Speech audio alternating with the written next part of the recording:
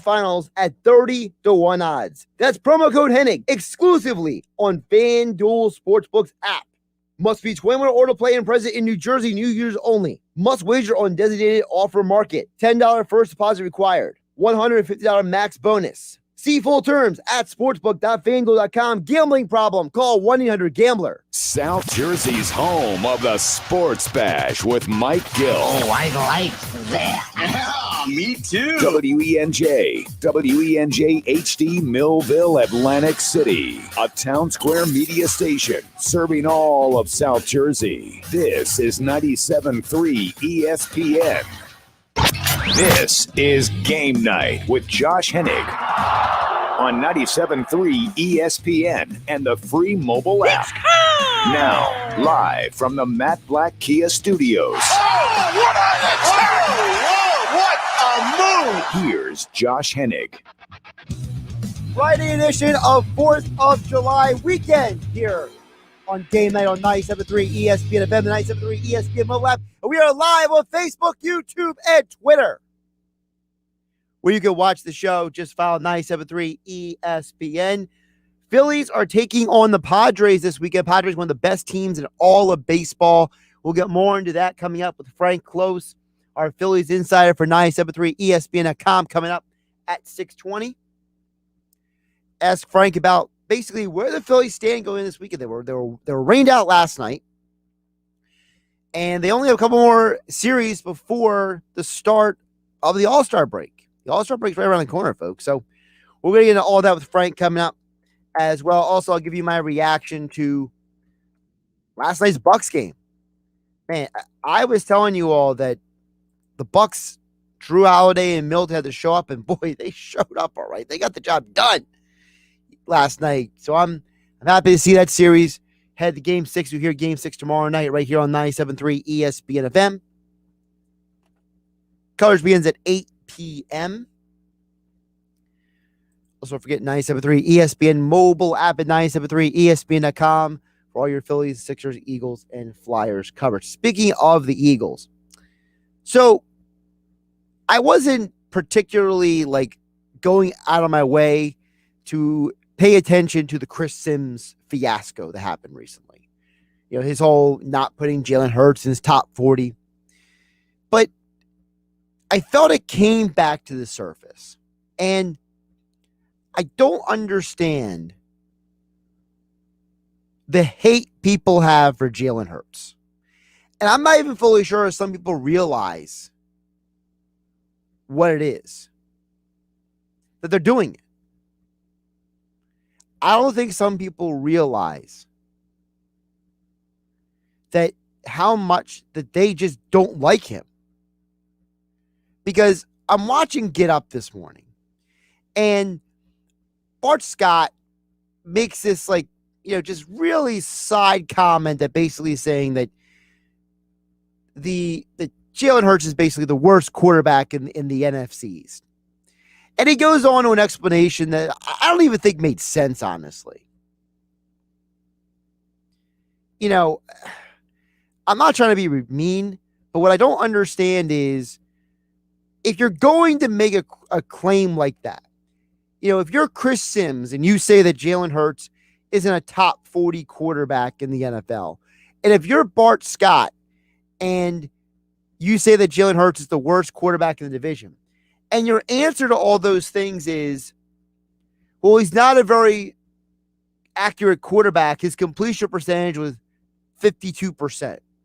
That automatically tells me that you just are spouting stats and you didn't do research. Because, first of all, anybody who watched Jalen Hurts, actually watched him with their two eyes, would be able to tell you that he's not an inaccurate quarterback, okay? Here's the problem. We live in a world where people have gotten lazy. And I think this pandemic has made things worse, honestly. Because these football analysts are just not doing their job. I think that people like Chris Sims and Bart Scott genuinely are too busy doing other things to actually take the time and do the research. First of all, If Jalen Hurts was such an inaccurate quarterback, why did he have one of the best completion percentages of college football his 1 year at Oklahoma? How does that happen? If he's so inaccurate and if he makes such bad throws, he so-called can't make high school throws, then why on earth? Why? How does he have that good of a completion percentage in college? A better completion percentage than Shane Rattler last year, by the way. Think about this. He had a 69.7 completion percentage. He also had the second best passer efficiency in all of college football the year he was at Oklahoma. I don't understand it. So where is this coming from? Oh, furthermore, people want to keep pointing to what he did last year. Did you know that in the Packers and Saints games, he had 7 throwaways? 7. So 7 of his incomplete passes were throwaways. You take away those throwaways, his combined completion percentage in the Saints and Packers games was 67.7%. That's a huge difference between 52 and 66.7. He was 22 at 33. But if Bart Scott and Chris Sims actually did their own research and didn't just listen to some producer handing them stats on a stat sheet, they might actually know that. And this is the problem I have, the world we live in. Everybody just wants to have a hot take and an opinion. Nobody wants to actually do their own research. The real hot take needs to be that all people who are given hot takes need to shut up. Chris Sims and Bart Scott need to take a long walk on a short pier and cool off. They need to take a dip in the water. Because obviously whatever you're doing is not working. You actually watch football and do your own research, you'd find out some opinions for yourself. Now, not everything that I see or you see or an analyst sees is going to be 100% accurate analysis. But there's no way that if Jalen Hurts was as bad and as poor as Chris Sims and Bart Scott want to make him out to be, then he would have a position, opportunity to be the Eagles starting quarterback this year. Listen, Lane Johnson is as honest as they can be. And he speaks highly of Jalen Hurts. Jason Kelsey speaks highly of him. Jalen Mills, not even on a team anymore, speaks highly of Jalen Hurts. Why is it that there are all these people who speak highly of him, and the Eagles drafted him in the second round? He can't be that bad. And by the way, anybody who ranks Jalen Hurts behind Daniel Jones, I got a lot of questions for your sanity. Daniel Jones has not shown me the ability to lead a team into a comeback or carry a team at this point. You really telling me he's that much better than Jalen Hurts? And by the way, don't forget, the entire Eagles offense was built to complement Carson Wentz. So when he came into that Packers game, there was only a limited amount of options that he could run as a quarterback. And then in the Saints game, he manipulated the Saints by running the ball more himself. Now, I understand the Cardinals game was a little rough around the edges, but when you have a garbage offensive line, you try to go out there and make some throws. You're really supposed to tell me that anybody would have been successful with that horrible offensive line? I think that we have a situation where everybody's just trying to gain headlines at this point. You know, I had somebody come up to me in the gym last night and ask me, why do people hate Jalen Hurts? And I told the guy, I said, I think people don't hate Jalen Hurts. I think that there's a lot of people who just don't understand the situation. They don't understand that Jalen Hurts walked into an unwinnable situation.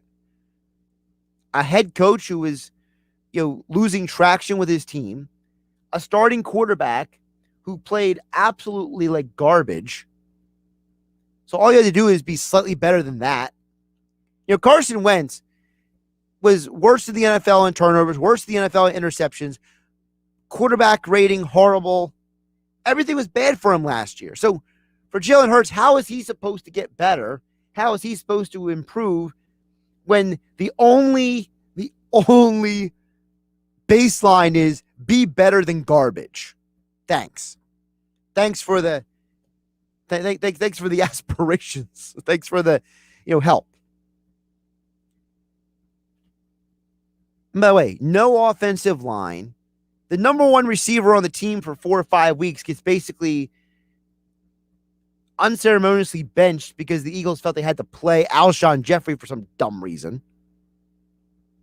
So Jalen Hurts had no opportunity to be successful. And Chris Sims, who played quarterback in the NFL, should know that the quarterback is not put in a position to be successful. He can't win. Hey, Chris, remember your time at Texas when you had to fight with Major Applewhite for playing time and the offense was a mess because they kept turns between both of you? Or in the NFL when you were on the Bucks and you didn't have the best team around you to be successful? Hey, Bart Scott, can I remind you that some of your quarterbacks were Kyle Bowler and Chris Redman? Come on, man. It's not like you were playing with some elite quarterbacks. You should know yourself. You put mediocre around somebody, unless their name is Tom Brady and Peyton Manning and Aaron Rodgers and Patrick Mahomes, there's not much they can do. And even Patrick Mahomes, when he had no offensive line in the Super Bowl, couldn't get much of anything done. The quarterback is so dependent on the talent around him, the offensive line blocking, the receivers catching, that somebody has to remind these former NFL players that teams win, not individuals. And there's only a handful of guys who are elite. Everybody else is kind of in the same group. So the next time you hear somebody complain about Jalen Hurts, just remember,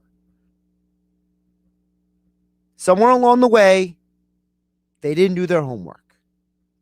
Listen, I can criticize Jalen Hurts with the best of them, but I'm not going to sit here and stand for this irrational criticism. If you want to criticize him for certain throws, let's document that. If you want to criticize him for certain things that he did that he could have done better, let's talk about that. But to sit here and be so overtly disrespectful to an NFL quarterback just because you want attention and you want to give a hot take, here's my take. Long walk, short pier, cool off, come back and let's talk. Josh Hennig here on GameNight on 97.3 ESPN FM, the 97.3 ESPN mobile app, and we are live on Facebook, YouTube, and Twitter. You can watch the show here on 97.3 ESPN. 609-403-0973 is the text board. You can listen to 97.3 ESPN FM, the 97.3 ESPN mobile app. If you're watching on 97.3 ESPN, Facebook, YouTube, and Twitter, you can chime in on this, comment on the stream. Just like Jeff Bone and Pookie has said here, Chris Sims just hates the Eagles for clout, man. Listen, I think that Chris Sims, and I don't know how true this is or not, apparently Chris Sims, according to certain people's speculation, was very happy with how the Eagles handled Carson Wentz. So he's probably a Carson Wentz sycophant, I guess. I don't know. Listen, I understand that there are people who feel like Carson Wentz was mishandled in Philadelphia. And I was the biggest Carson Wentz guy from 2016 to 2019. But I turned 180 degrees because as soon as he started throwing those interceptions and as soon as he started having these horrible excuses for why he was throwing those interceptions, I was out. So if Chris Sims feels the Eagles mishandled him, I think Chris needs to go check himself, because nothing the Eagles did was as bad as Carson Wentz's interceptions last year. All right, we're going to flip it over to the Phillies coming up next. Phillies are playing right now. Started the game just now. Padres, Phillies, Fernando Tatis, Manny Machado, and the Padres taking on Bryce Harper, Zach Wheeler on the mound, and the Phillies. Frank Klose will join us coming up next to get more into it right here on Game Night with Josh Hennig. At Josh Hennig on Twitter, live at Matt Black Kia Studios. Matt Black Kia, then we'll get you approved today. Matt Black Kia, Black Horse Pike, Egg Harbor Township. Visit them online, mattblackkia.com. Zach Wheeler just struck out Fernando Tatis. Is he going to be their only All-Star? Might be. We'll ask Frank Klose next. 973 ESPN FM, 973 ESPN mobile app, and 973ESPN.com. The NBA playoffs continue. Lopez, who turns and puts the hook in. A 30-point Game 5 delivery for Brook Lopez. Wow. The Milwaukee Bucks win a pivotal Game 5 at home. Now the series shifts back to Atlanta, where the Hawks face a must-win. Will they survive and force a Game 7? We got to go back home and take care of business. Coverage begins tomorrow at 8 Eastern on ESPN Radio. The NBA playoffs, exclusively on 97.3 ESPN FM. You asked for it. You got it. Fast Track Checkout at either Matt Blatt Kia location. Buy it your way. Complete your purchase online or have us deliver it during the Trade Up to a Kia sales event at Matt Blatt Kia in Egg Harbor Township or Toms River. 0 money down and 0% financing for up to 60 months on every 2021 Kia Soul, Sportage, or Forte. Plus, we need your trade, even if you owe thousands more than it's worth. Get out of that old car you hate with 0 down payment and 0% APR financing available for up to 60 months. Try Fast Track Checkout. Purchase completely online and have us deliver right to your home or office. Only at Matt Blatt Kia, where you can't make a mistake with our 4-day love it or leave it return policy. It's gotta be a Matt Black Kia. Offers with approved Tier 1 or 2 credit through Kia Motors Finance. Not all will qualify. 0% based on 1667 for 1,000 borrowed. Negative equity financed into new loan. Go to mattblackkianj.com for complete details. Expires 7/6/2021. Matt Blatt Kia, 6211 Black Horse Pike, Egg Harbor Township. And now on Route 37 in Toms River.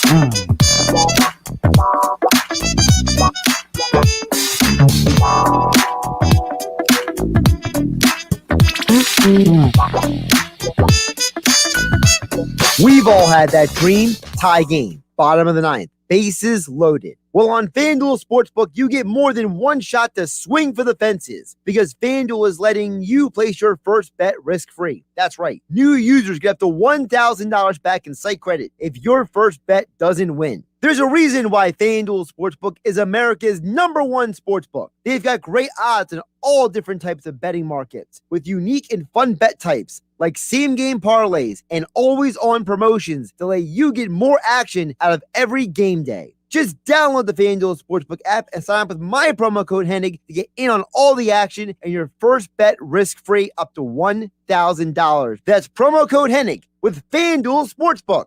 Must be 21 or older to play and present in NJ or PA. First online real money wager only for a risk-free bet. Refund issued as non-withdrawable site credit that expires in 7 days. Restrictions apply. See sportsbook.fanduel.com for details. Gambling problem? Call 1-800-GAMBLER. You're listening to Game Night with Josh Hennig on 97.3 ESPN and the free mobile app. Josh Hennig here on Game Night, Friday edition, July 4th weekend on 97.3 ESPN. Hope everyone's staying safe out there. Crazy weather last night. At least the weather is mostly cleared out now. People can enjoy their holiday weekend. Still, be safe, be responsible out there. Phillies are in action right now, bottom of the first inning. To get more into them and the state of the Phillies going forward. So a couple of more series before the All-Star break. Joining us right now on Game Night on 97.3 ESPN.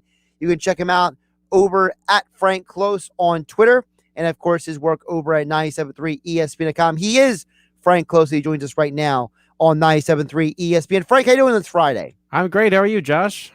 I'm doing all right. You know, we're finally at the weekend. The Phillies are back in action. They got rained out yesterday, so we got that going for us.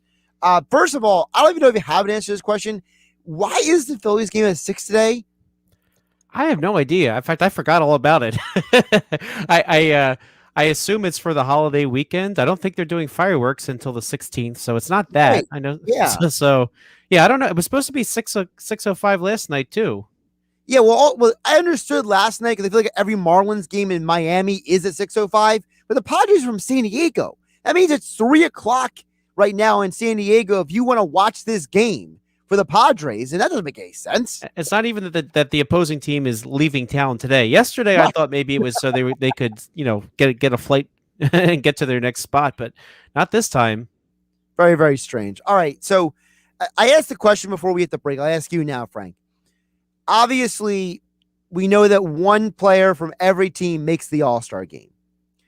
I'm assuming at least we're going to have Zach Wheeler in the All-Star game. If not for Jacob deGrom, he's probably the Cy Young candidate this year.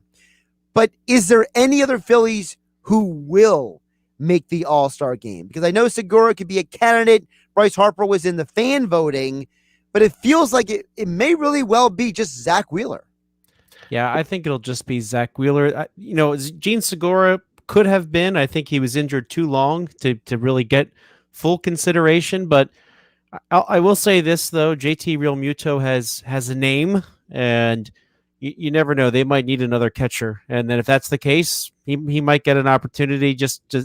We see every year so many players drop out for various reasons, or somebody gets, not hurt, but just banged up a little bit, and then they take the All-Star break off. So somebody could sneak in that way. But I think in terms of the original announced roster, you're looking at Zach Wheeler, and that's probably it. What does that say about the Phillies then? Is that a negative against the Phillies? Is that a positive? The rest of the National League is that much talent out there? What do we take away from that? Well, I think for the Phillies, of course, Harper was banged up a few different times for a few different injuries, getting hit by pitches and whatnot. And JT Realmuto, same story. I think injuries, of course, Segura, who I just mentioned. I just think these injuries have kind of hit their main guys, and at the same time too, Aaron Nola has been very underwhelming. What is it with Aaron Nola at this point? You mentioned Nola. He has that great game. He's like untouchable. The next game he pitches well, and then he starts falling apart. Like, is that what he is at this point? Has Aaron Nola peaked? I think that's the thing I'm wondering. That's a really good question. If you remember a few years ago, he had that really, really good season where he was in the Cy Young conversation up until the last few weeks. And I remember saying on the air going forward beyond that we have to remember that was probably the best season he's ever going to have. So, we see, if you look at a lot of good players' baseball cards, they have a year that's kind of a down year. Now, his ERA is almost 4.5. I would expect that to come down a little bit. So, but if you look at a player like Aaron Nola, a pitcher, at the end of his, you look at the back of his baseball card at a 10-year career, he's probably going to have some seasons that are in the high threes, right? It just seems reasonable that you would have a down year now and then. I've heard some people say, maybe a little bit of dead arm period, but we'll see. I mean, the Phillies, in a lot of cases, would skip the extra rest when it came to them, like with a rain out or something like this. I think the Phillies are have sort of shifted and they're willing to go that extra rest right now. But we'll see. In some ways, the All-Star break is a natural, or not a natural, but a de facto reset button time. So maybe he'll come back rested and stronger after the break. But there's really nothing that says something's wrong. You don't see anything funny with his windup. You don't see any velocity that's way off base, which is a big indication. So, he could just be having a down year. Frank Klose joining us here on Game Night on 97.3 ESPN. The Phillies are facing one of the best teams in baseball, the Padres, this weekend, even though they got 2 men on base with no outs. So they got that going for them right now. Zach Wheeler on the mound tonight for the 3-game set to start at Citizens Bank. Frank, the reason I'm asking with the All-Star game, asking about these questions, is because I'm trying to figure out what the Phillies are. Like, I feel like at this point in the year, you should know what a team is, right? You should know, are they good? Are they bad? But I feel like the Phillies are just hanging in that middle land of mediocrity where they're just good enough to not be bad, and they're just bad enough to not be a contender. And it's exasperating to watch because you feel like they should have more wins. I feel like this should be at minimum 40-win team, considering who they've played and how many bullpen eruptions they've had this year. And the fact that the Phillies tried out Neftali Feliz in the first place, Neftali Perez, I should say, to actually go out there. Feliz, yeah. It's just like, wow, you really were that desperate that you had to go out and grab a guy that pitched in, 2 years? Like, what is the Phillies team at this point? Actually, it was almost 4 years to the day that Neftali Feliz pitched most recently. And, just to address his situation for the moment, I think Joe Girardi was at a point where the Sam Coonrod's on the IL, Brandon Kinsler was on the IL, Archie Bradley's been meh, Hector Neris had to be demoted. Like, he got to the point where it was almost like, hey, I got this guy, he's throwing 98. What the heck? I'm going to put him in and see what he can do. I think in terms of the pitching there, Joe Girardi just got a little exasperated, and really there's no name you can call right now where you just feel like that person's going to come in and give you that lockdown inning. I mean, you liked what you got from Ranger Suarez so far, you like what you got from Bailey Falters so far, but they're not like the back end dominant type relievers. So that is definitely a problem. But one positive I'll bring, and I think this will tell a lot between now and July 31st, 4 weeks away. Today is the first day since May 9th that the Phillies had all 8 starters in the lineup. And that might be a little bit hard to believe that you built this lineup and they're just not playing together. So I think you really need to see, in terms of answering the question, who are they? You need to see everybody playing. You need to see them function as the lineup that they're supposed to be. And then hopefully then, and at least, as you get closer to July 31st, you'll have a better idea about what the team's going to need. And so that is the one positive. Didi Gregorius coming back finally after they finally figured out what was wrong with him. That's and Gene Segura just came back. I mean, if you're losing your guys up the middle, plus Bryce Harper got hit with another pitch in the middle of that, and then at the end of the day, they're losing all these 1-run games. But you got to think, like, if you have your full lineup there, you might score a couple more runs. So I think they really need to see what happens when they're at full health. Brandon Kinsler's back. Feliz has been DFA'd.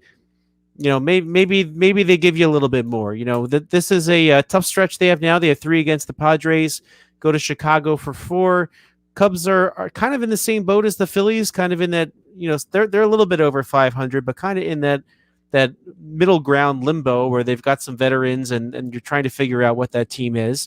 And then the Red Sox, who have been one of baseball's best teams over the following weekend, then they get the All-Star break. But then when they come back, another key thing to look at is there's 4 series against the National League East as you approach that trade deadline. So there's a lot that, it's already July, but there's a lot that's going to happen between now and the trade deadline that could really swing this either way. So it sounds like what you're laying out to basically say, Frank, is that we need to let the situation play out. Let's see what happens before we judge this team too much. And I don't think it's a completely unfair thing, because I'm not saying they're going to win the World Series. But remember the Nationals were like one of the worst teams in baseball? And then a few months later, they're winning the World Series. I'm not saying the Phillies are going to win the World Series, but maybe it's going to be said about the fact that baseball, it's a long season, and once we get to September, this might be a completely different looking situation. And don't forget, you mentioned the National League East. The National League East is probably the worst division in baseball, right? I mean, there's only one team above 500 right now, and the Mets honestly are lucky to be that one team.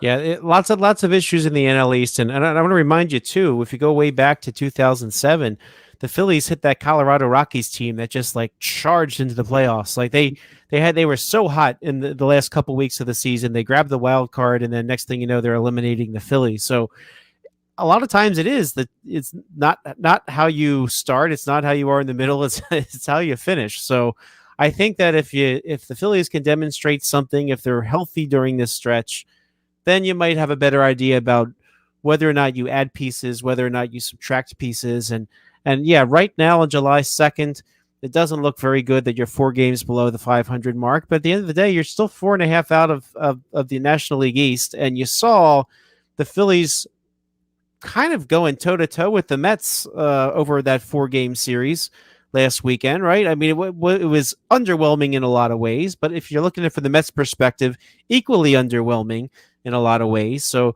you just got to wonder if when you have your full lineup, that'll tip it over the edge a little bit more. But the Phillies have to get, and I know he was hurt for a while, but Archie Bradley needs to find his groove again. Brandon Kinsler needs to be the pitcher he was with the Marlins last year and the Cubs the year before that. Those are going to be 2 key pieces right now with Neris kind of floundering and Alvarado kind of iffy and with people like Ranger Suarez, who's been very, very good, starting to move further back in the bullpen, so to a new role. So you're kind of working on that there. And let's not forget too, Matt Moore is now a permanent member of this starting rotation, and Spencer Howard's out. So there's a lot that needs to happen these next 4 weeks before you get to the end of the month. And I will say this: Dave Dombrowski has a penchant for finding what a team needs and adding it.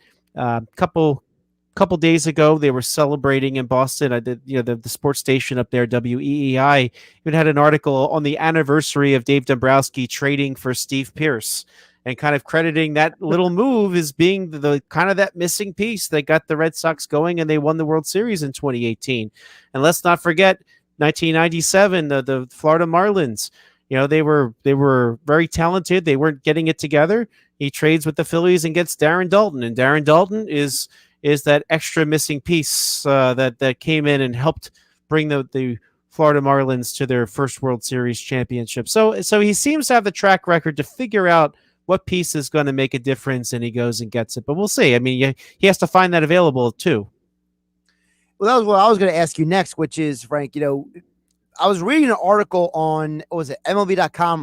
Basically, they were saying that right now there's more contenders than sellers right now around baseball. And so we may not know who's actually available until literally days before the deadline at this point. So there's a part of me that wonders if you're talking about being patient with the team because they just got healthy. Dave Dombrowski might be telling everybody to be patient too, because he's saying, hey, we got to let the rest of baseball figure out what's going on too, because outside of what? The Diamondbacks and the Rangers and the Twins and the Marlins, I have really no idea, and the Orioles obviously, but they're kind of competitive. I feel like there's really not like a definitive sellers at this point aside from those teams. Yeah, that's kind of a common problem in the wild card era, because I mean, let's face it, if you're a little bit over the 500 mark, you're kind of in it, right? So it's not so clear, but I mean, if you trying to find an old tweet from Ruma Tomorrow Jr. the other day. He kind of sees it a little different. He thinks that there's maybe 8 teams that are kind of the dominant teams right now. So he kind of actually puts those that are probably good bets for the playoffs just in the number 8. But as you said, there's here we go. I found the tweet here. He says, kind of astonished that half of the major league season there were so many mediocre and flat out terrible clubs. Kind of disappointing. I count 8 that you could categorize as good ball clubs, 8 out of 30. So, when you're talking playoffs, then there's more teams than that in the playoffs, obviously. So some of these essentially mediocre teams are going to make it. I think right now, when Dave Dombrowski was approaching this season, he kind of approached it as, well, I've got some work to do.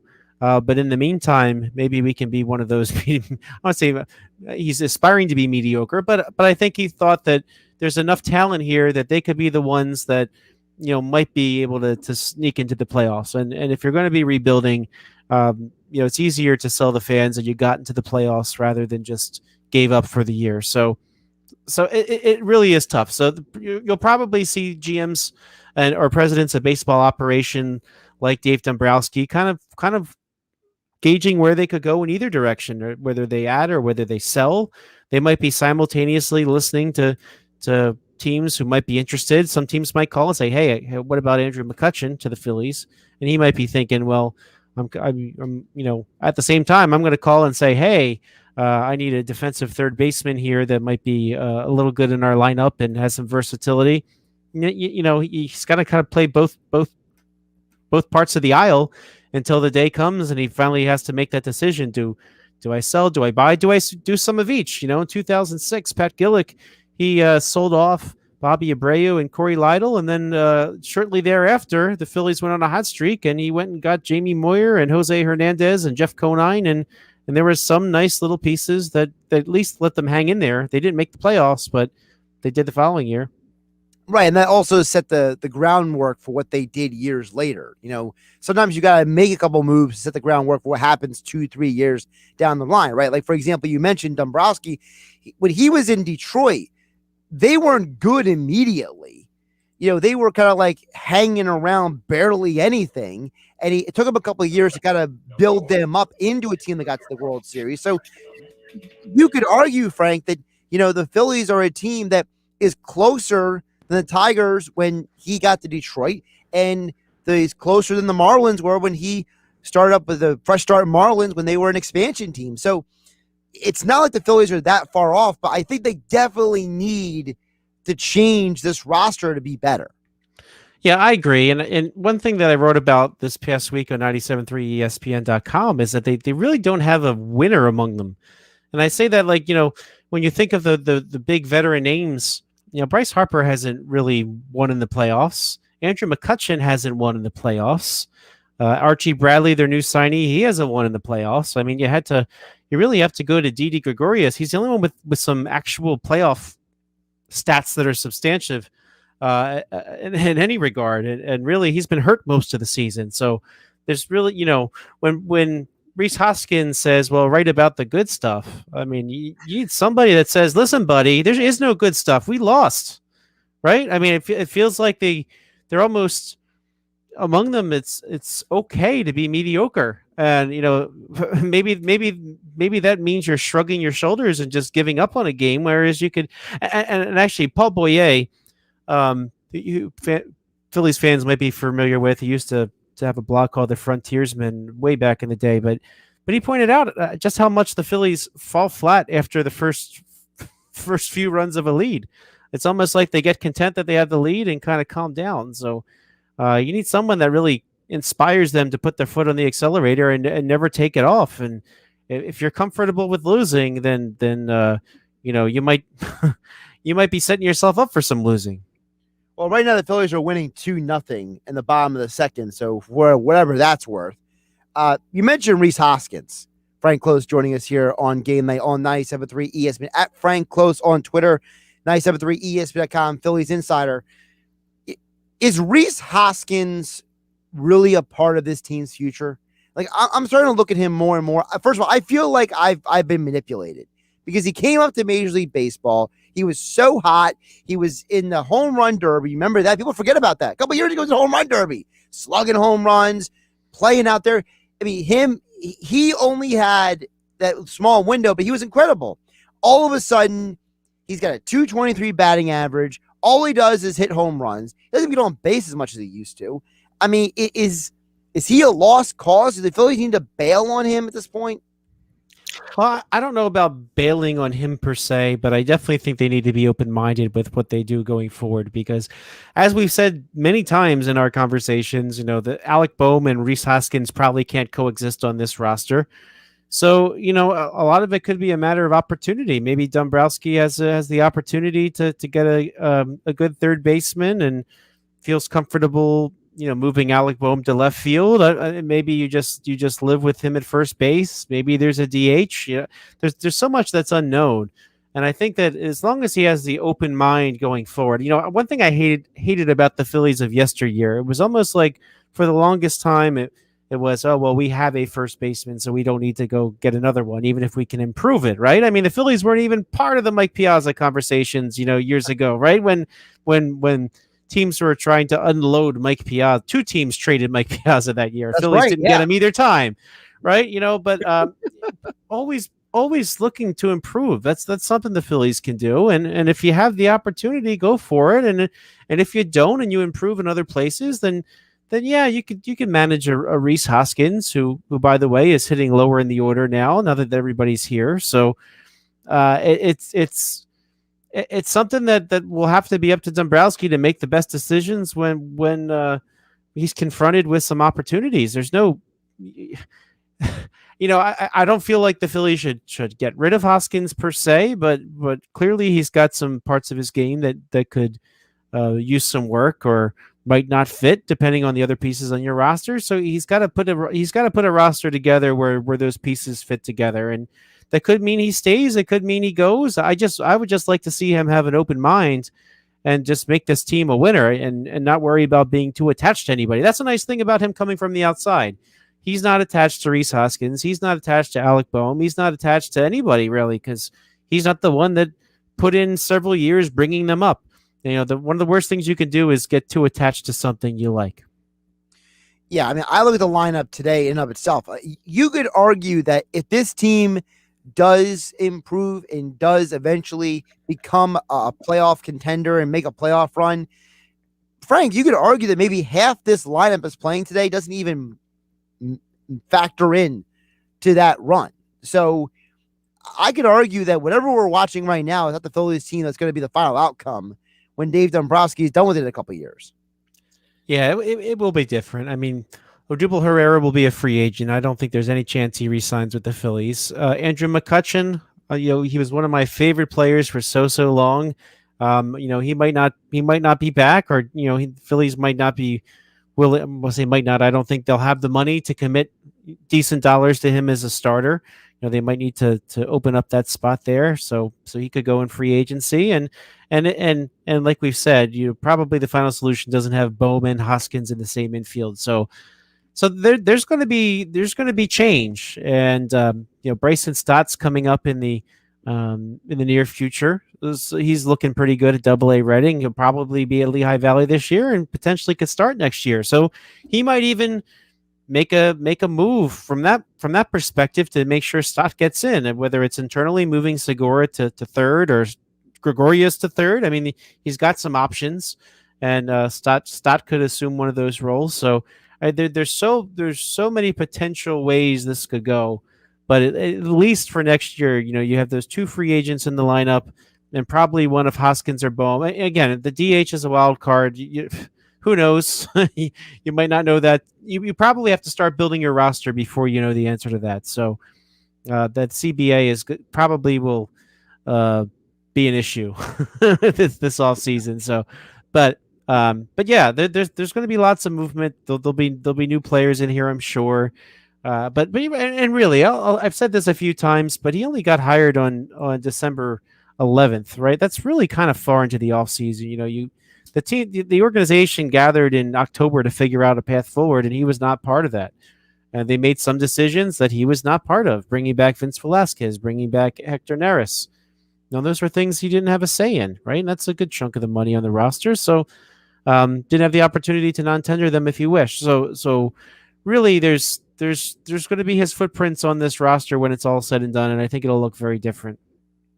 He's Frank Klose. Follow him on Twitter at Frank Klose. That's K Klose on Twitter. Check out his work over at 973ESPN.com. Phillies Insider for us over here. And as all guests, he joined us on Game Night on the video stream. Frank, good to see you. Hope you get to enjoy the games this weekend. Phillies are still leading 2-0, it looks like. So maybe that's a good omen for things to come. I don't know. Thank you, and I'm going to see the Phillies face Jake Arrieta on Tuesday night at Wrigley Field. So I'm looking forward to that. Okay, well, I know Arrieta has pitched like garbage the last couple of games. So he'll complete game shutout. maybe the Phillies can score like 10 runs in that game. We shall see. Thanks, Josh. Josh Hennig here on Game Night on 97.3 ESPN. I gotta look it up. I saw it last night on MLB Network, but like they showed the line of like games, like the last few games that Jake Arrieta's pitched. He is pitching so bad with the Cubs right now. It's ridiculous. I gotta pull it up on the other side. We gotta go to break. But holy cow, Jake Arrieta, talk about a guy you do not miss. He is in that category 100%. All right. We got some of your thoughts and comments to get to on the other side. We are live on Facebook, YouTube, and Twitter. You can comment on the stream. Just follow at 97.3 ESPN to watch the Sports Bash with Mike Gill, Game Night with Josh Hennig, as well as the Locker Room with Billy Schweim. And, of course, text board is open for all of you listening on 97.3 ESPN FM, 609-403-0973. You're listening on the 97.3 ESPN mobile app, 609-403-0973 is the text board. I'm Josh Hennig. This is Game Night.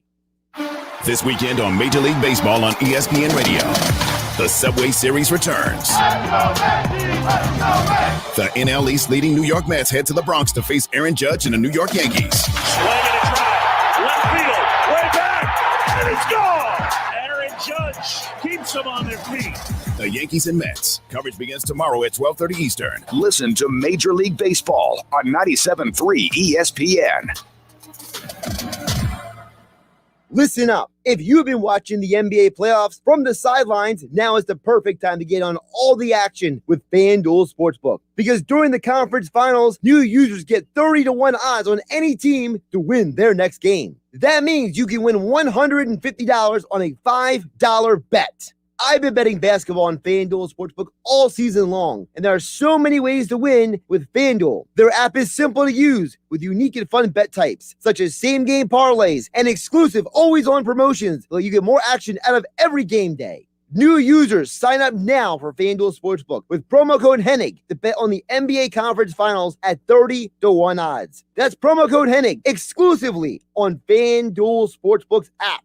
Must be 21 or to play and present in New Jersey, new users only. Must wager on designated offer market. $10 first deposit required. $150 max bonus. See full terms at sportsbook.fanduel.com. Gambling problem? Call 1-800-GAMBLER.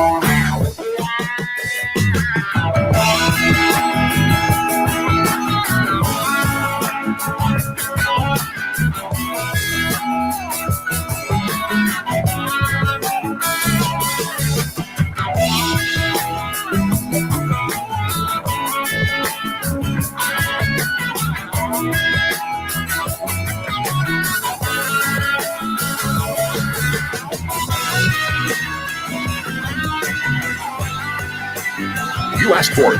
You got it. Fast Track Checkout at either Matt Blatt Kia location. Buy it your way. Complete your purchase online or have us deliver it during the Trade Up to a Kia sales event at Matt Blatt Kia in Egg Harbor Township or Tom's River. 0 money down and 0% financing for up to 60 months on every 2021 Kia Soul, Sportage, or Forte. Plus, we need your trade, even if you owe thousands more than it's worth. Get out of that old car you hate with 0 down payment and 0% APR financing available for up to 60 months. Try Fast Track Checkout. Purchase completely online and have us deliver right to your home or office. Only at Matt Blatt Kia, where you can't make a mistake with our 4-day love it or leave it return policy. It's gotta be ya. Matt Black Kia. Offers with approved Tier 1 or 2 credit through Kia Motors Finance. Not all will qualify. 0% based on 1660 for 1,000 borrowed. Negative equity financed into new loan. Go to mattblackkianj.com for complete details. Expires 7/6/2021.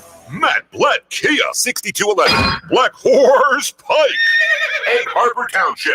And now on Route 37 in Toms River. Now, more Game Night with Josh Hennig on 97.3 ESPN and the free mobile app.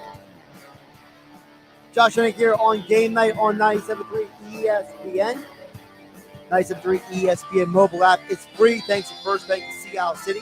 All your Phillies, Eagles, Sixers, Flyers updates on the app. Also, check out all of my writing over at 97.3ESPN.com.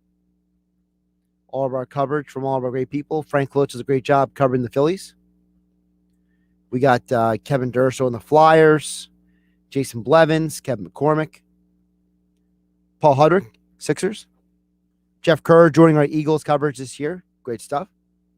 Don't forget my friends over at FanDuel Sportsbook. We've all had that dream.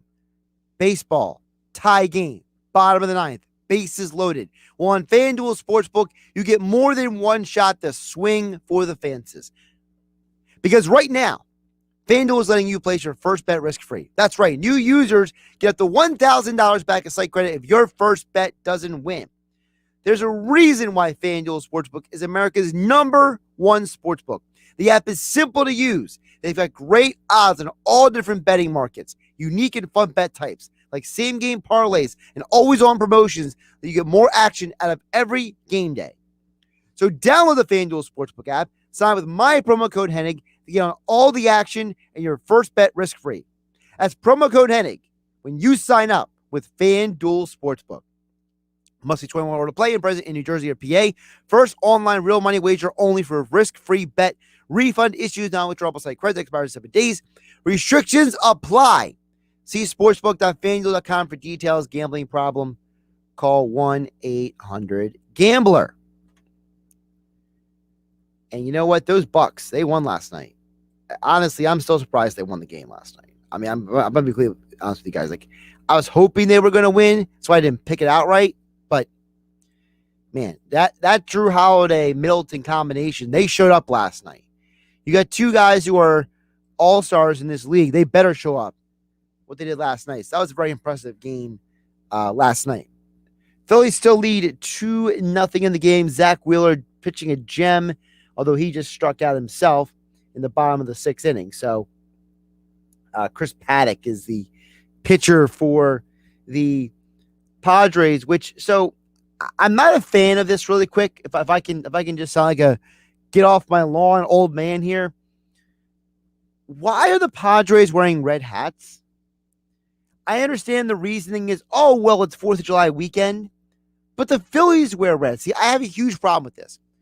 If you have an alternative uniform, you never wear the same color as the other team. It's maddening. Why can't their hat be blue? And then the Padres symbol be red? Or why is literally a red cap with the Padres logo in white and looks like dark blue? Why can't the Padres have a dark blue hat? Or why can't the Padres have a different color red hat? I never understood this. I mean, sports do some of the dumbest things, in my opinion. You don't have two teams have the same colors. It's just ridiculous to me. I never understood this. I never will understand it. I don't care what the reason is. You could text in. You could tweet at me at Josh Hennig. Tell me the reason all you want. And I'm just going to tell you, great. It's still dumb. I never understood it. Like, when the Phillies play the Reds, one of them needs to wear a different shade of red. You're the Reds. You can be any color red you want. Let the Phillies be their own red. I'm just not a fan of it. I think it's ridiculous. All right. Wrapping up the show here. Game Night on 97.3 ESPN. By the way, shout out to Sean chiming in on the YouTube channel. Listens to the station. Checks us out overall on 97.3 ESPN on YouTube. Sean, we appreciate you listening. Also, shout out to Jeff Bone and Pookie, who chimed in earlier in the show. Thanks to Frank Klose for joining the show. Great Phillies conversation, great context. Frank is saying patience. He's preaching patience. I'll try. I'll be back on tomorrow. Sports Bash Saturday at 12 to 1. Power Hour edition following Billy Schweim in the locker room here on 97.3 ESPN. Then we are off on Monday. State of the Team special on the Sports Bash on Monday. Then myself and Mike Gill will be back live on Tuesday.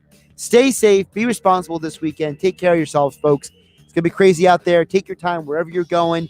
Have a great weekend. Happy 4th of July. I'll catch you tomorrow.